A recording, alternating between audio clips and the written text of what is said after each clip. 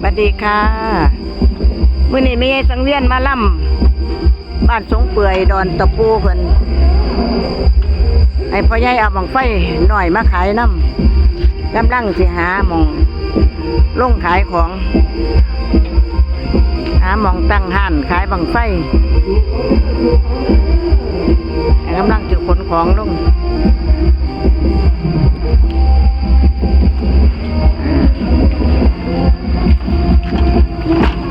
เนี่ยลงนี่บ่ลงนี่ละมันนอนลงนี่มันนอนผมจังน้อยกัตะเว้นขึ้นมานี่มันกะเฮากะกั้งเอาลงกระเป๋าชุดตัวเนาะว่าสิมาล่ำบ่ได้มาหลายมา2-3 ชุด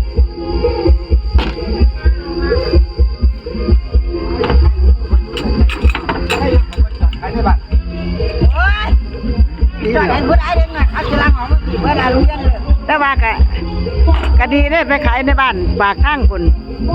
นี่อยู่หน้าวัดนี่แม่เฒ่ามันทักโค้งตัดจอดขายอยู่หน้าวัดนี่แม่หมองก็เจ้าสิเข้ามานี่แม่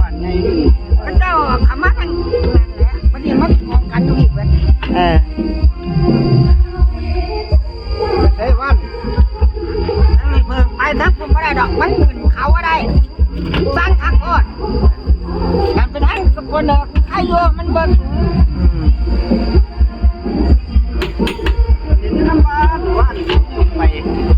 ขายอยู่บ้านบอนเมื่อวานนี่ก็ได้แล้วก็สิเข้าบ้านคลอดบ่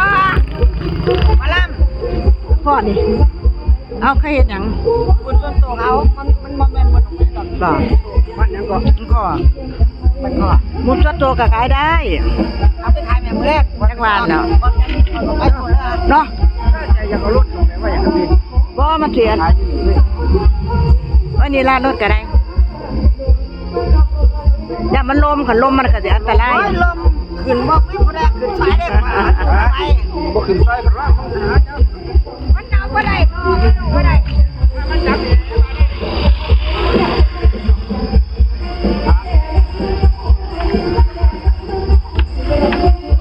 ขาทั้งนั้นรุดแล้ว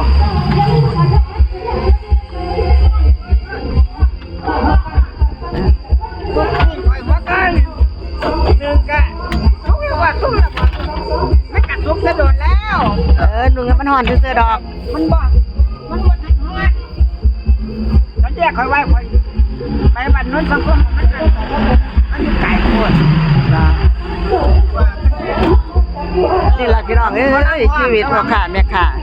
หาขายของเลี้ยงเจ้าของเลี้ยงลูกเลี้ยงหลานได้ยินข่าวบุญข่าวงานอยู่บ้านใดก็ไปตะล่อน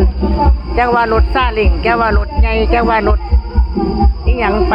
จักรยานก็มีหาลังเทื่อก็เอาเป็นมอเตอร์ไซค์พ่วงตุงเลงไปเนาะชีวิตคนเนาะก็ขอบคุณก็แล้วกันจ้า